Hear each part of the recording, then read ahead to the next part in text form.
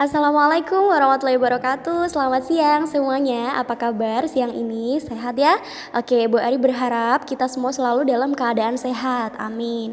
Oke, hari ini adalah hari Jumat ya, 14 Agustus 2020. Kita akan memulai pelajaran seperti biasa. Tapi sebelum itu pastikan dulu semuanya sudah sarapan ya. Jangan lupa makan siang juga. Dan sudah mandi dong pastinya? Oke. Baiklah, kalau semuanya sudah siap, yuk kita berdoa dulu sesuai dengan keyakinan dan kepercayaan masing-masing. Berdoa, mulai.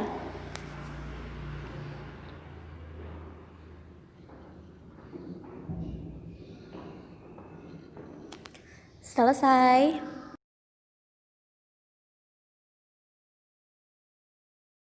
Hari ini kita ketemu lagi di pelajaran front office ya, front office kelas 11 perhotelan. Di sini Bu Arif akan membahas tentang pengertian front office. Sebelum Bu Arif menginjak ke materi selanjutnya, silakan kalian siapkan alat tulisnya dulu, siapkan bukunya, siapkan pulpen atau pensilnya, dan siapkan diri untuk mulai mencatat apa yang akan Bu Arif sampaikan, karena di akhir slide nanti akan ada tugas yang harus kalian kerjakan. Sebelum mulai mencatat, coba kalian perhatikan gambar yang ada di slide ini.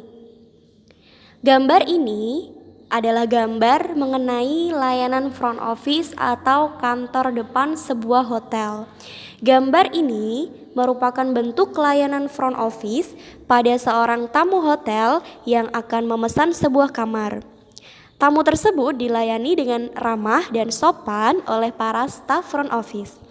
Front office departemen merupakan suatu bagian depan dari suatu hotel.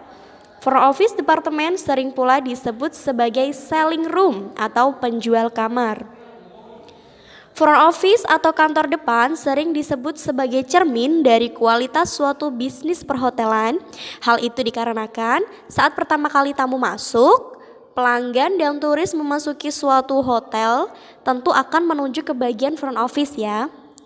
Jadi ketika kita menuju sebuah hotel, yang pertama kali kita temui adalah di bagian front office terlebih dahulu. Kemampuan berbahasa asing, terutama bahasa Inggris, sangat diperlukan bagi seorang front office ya yang bertugas di departemen ini. Oleh karena itu, sangat banget dibutuhkan kesiapan, kesigapan, ketepatan, serta kemampuan staf atau karyawan di bagian front office dalam melaksanakan fungsi tugas dan tanggung jawab pekerjaannya. Ya, makanya juga Bu Arif sering bilang sama kalian di semua mata pelajaran yang Bu Arif harus sering banget nih latihan berkomunikasi gitu. Karena jika nanti kalian bekerja di bagian front office ini, di bagian depan, maka kalian akan selalu berhubungan dengan banyak orang. Makanya di situ dituntut untuk bisa berkomunikasi dengan baik, seperti itu. Setelah kita paham apa yang disebut front office, maka kalian juga harus memahami apa tujuan dari front office tersebut gitu. Jadi di sini ada beberapa tujuan dari front office. Yang pertama yaitu membentuk citra hotel secara positif ya. Jadi baik atau buruknya sebuah hotel itu bisa langsung dilihat dari front office-nya gitu. Jadi dari kantor depannya itu bisa kita lihat pelayanannya seperti apa, terus cara komunikasinya bagaimana. Jadi suatu citra hotel itu bisa dianggap bagus kalau misalkan pelayanannya di bagian front office itu juga bagus gitu. Kemudian yang kedua, meningkatkan tingkat hunian kamar. Jelas ya, kalau misalkan pelayanannya bagus, komunikasinya baik, otomatis pengunjung itu juga akan datang lagi ke situ gitu. Jadi meningkatkan tingkat hunian kamar, akan membuat orang-orang itu interest atau tertarik untuk tetap nginep di hotel tersebut gitu. Kemudian ada juga meningkatkan jumlah tamu langganan. Nah, ini berhubungan sama yang atasnya tadi. Kalau kita sudah sering ke situ, kalau tamu sudah sering ke situ, otomatis dia akan menjadi langganan kita. Nah, makanya di sini dikatakan meningkatkan jumlah tamu langganan gitu. Terus kemudian selanjutnya ada memenuhi kebutuhan dan kepuasan tamu dengan baik, tepat dan cepat ya. Sekali lagi Bu Arif sampaikan, kalau misalkan komunikasinya kita bagus, attitude kita bagus, kita melayani dengan sepenuh hati, maka tamu pun juga akan merasa puas dengan pelayanan kita. Kemudian Di sini juga tujuannya front office itu menjual kamar. Nah, yang namanya seorang penjual, makanya kita harus bisa mempromosikan dengan baik ya. Yang namanya menjual kan kita harus semaksimal mungkin untuk dapat berkomunikasi dengan baik sehingga kita bisa closing atau kita bisa menjual kamar tersebut gitu. Kemudian yang terakhir di sini dikatakan bahwa tujuan front office menangani kebutuhan tamu atau biasa disebut handling complaint ya. Yang namanya tamu hotel itu ada berbagai macam karakter, ada berbagai macam sifatnya ya. Jadi menurut pengalaman Ibu Arif dulu waktu masih kerja di hotel itu banyak banget yang misalkan kalau ada keluhan itu langsung larinya ke front office ya. Makanya kita di sini itu dituntut untuk profesional. Bagaimana cara kita bisa melayani segala komplain dari tamu tersebut ya. Kadang-kadang kalaupun kita nggak salah itu harus tetap minta maaf gitu. Yang pertama kali kita ucapkan adalah mohon maaf Pak, ada yang bisa kita bantu.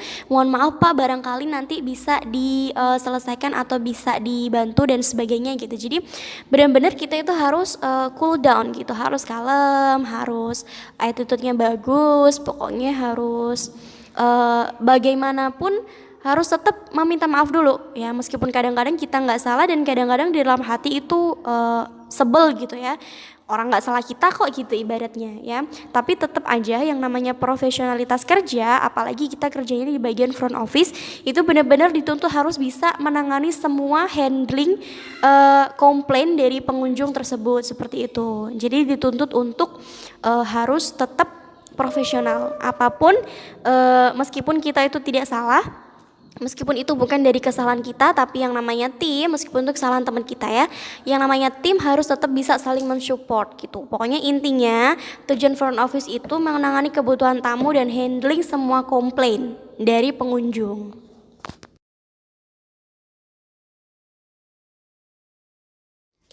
Siapa aja sih Bu yang termasuk ke dalam staf front office atau kantor depan? Jadi yang termasuk dari staf front office di sini ada 4 ya yang akan Bu Arif jelaskan. Yang pertama yaitu resepsionis. Kalian tentu tahu ya, resepsionis dalam dunia perhotelan memiliki tugas yang sangat-sangat penting ya. Seorang resepsionis diharapkan bisa menjadi wakil sebuah hotel dalam menunjukkan keramahan dan pelayanan hotel tersebut. Makanya tadi di atas juga sudah dibahas bahwa yang di bagian kantor depan itu adalah ujung tombaknya suatu hotel gitu, suatu hotel. Jadi baik buruknya suatu citra hotel bisa dilihat juga dari bagaimana pelayanannya di kantor depannya atau di bagian front office-nya gitu. Resepsionis merupakan staf front office yang memiliki tugas sebagai berikut. Contohnya ya, di sini Bu Arif jabarkan sekilas aja. Ada juga melaksanakan layanan check-in dan check-out tamu. Check-in itu adalah ketika kita mau memasuki hotel. Kalau check-out tamu ketika kita akan keluar dari hotel tersebut ya. Makanya disebutkan check-in dan check-out. Kemudian juga menawarkan pilihan kamar serta menjual kamar ya. Jadi front office itu atau lebih tepatnya di resepsionis itu harus bisa menjelaskan berapa jumlah kamarnya, apa aja fasilitasnya ya. Jadi harus hafal ya, makanya harus berlatih terus. Kemudian juga memahami berbagai aktivitas yang berlangsung di hotel. Misalkan kamar mana yang sedang check out, kamar mana yang sedang dihuni, atau kamar mana yang sedang di booking. Seperti itu. Itu salah satu dari beberapa tugas dari seorang resepsionis. Kemudian yang kedua di sini ada operator telepon. Kegiatan kantor depan salah satunya adalah berkomunikasi baik dengan tamu hotel maupun dengan departemen lain serta para pengawas maupun manajer. Komunikasi dapat dilakukan dalam bentuk penanganan reservasi, pelayanan check-in dan pelayanan check-out. Media yang dapat digunakan dalam melaksanakan komunikasi ini dapat berupa komunikasi lisan atau face to face. Face to face di sini artinya bertatap muka langsung ya, namanya face to face. Lewat telepon maupun tertulis, melalui surat juga bisa, email dan faksimil serta lain-lain. Oleh karena itu, pada kantor depan terdapat bagian operator telepon. Operator telepon ini merupakan staf dalam front office yang aktivitasnya adalah menyiapkan dan menyediakan pelayanan sambungan telepon yang masuk kepada orang yang dituju serta membuka saluran telepon apabila ada karyawan hotel yang ingin melakukan panggilan telepon keluar. Kemudian ada yang ketiga bellboy ya. Bellboy adalah salah satu posisi kerja pada bagian front office yang bertugas melayani tamu dari pintu masuk hotel sampai tamu tersebut masuk ke dalam hotel ya. Salah satunya atau beberapa tugas dari bellboy adalah menangani pelayanan pengangkatan barang bawaan tamu yang baru tiba atau pindah kamar dan atau ketika mau meninggalkan hotel. Kemudian memberi bantuan kepada tamu, mengantarkan tamu ke meja pendaftaran, mengantarkan tamu ke kamar gitu. Jadi itu beberapa tugas dari bellboy. Ketika ada tamu yang datang, misalkan tamunya bawa barang banyak tuh. Nah, ketika sudah check-in, kita antarkan ke kamar, kita bawakan barang bawaannya. Itu adalah tugas dari seorang bellboy. Kemudian yang terakhir di sini ada doorman ya. Dari katanya aja kalian pasti sudah bisa menebakkan doorman gitu. Doorman ini adalah salah satu bagian dari front office yang mempunyai tugas utama membukakan pintu lobi bagi tamu yang akan keluar ataupun masuk ke dalam hotel. Kalau kalian pernah melihat ya di suatu hotel, biasanya di situ di pintu masuk ketika kita mau masuk sebuah hotel itu ada petugasnya. Nah, petugasnya itu atau stafnya itu namanya doorman. Ketika kita mau masuk, kita dibukakan pintu. Selamat pagi, selamat datang, ada yang bisa dibantu gitu. Kalau mau check in ya silakan pergi ke meja resepsionis sebelah sini seperti itu. Jadi doorman ini bertugas membukakan pintu ya bagi kita yang mau keluar ataupun mau kita masuk gitu. Tugasnya tadi sudah Bu Arif jelaskan ya, membuka dan menutup pintu kendaraan mobil dan taksi juga itu tugas dari seorang doorman. Ketika ada tamu yang masuk ke lobi naik mobil, kita bukakan pintunya, selamat pagi, selamat datang gitu.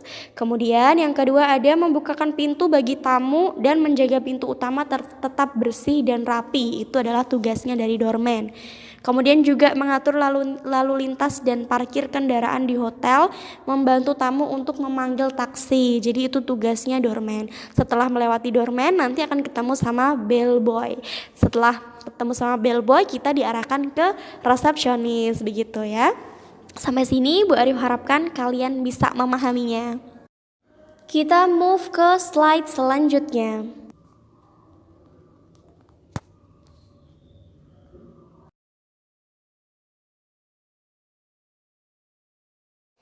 Jika kalian masih bingung ya yang disebut doorman itu bagaimana sih Bu? Nah ini Bu Arif tampilkan sebagian tugas dari seorang doorman ya. Di situ ada gambar seorang cowok yang sedang membukakan pintu mobil. Nah itu adalah salah satu tugas dari seorang doorman, yaitu membukakan pintu mobil pengunjung yang akan masuk ke dalam hotel. Dan juga ada seorang yang berjaga di pintu, itu juga salah satu tugas dari seorang doorman.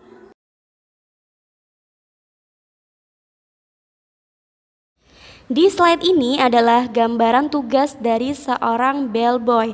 Tadi sudah baru jelaskan bahwa bellboy itu tugasnya dia adalah membawa barang bawaan tamu.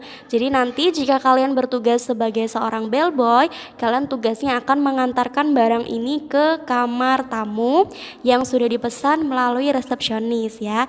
Jadi kalian akan mendorong suatu troli besar. Ya, di sini adalah troli digunakan untuk mengangkut koper-koper atau barang-barang bawaan dari pengunjung hotel tersebut.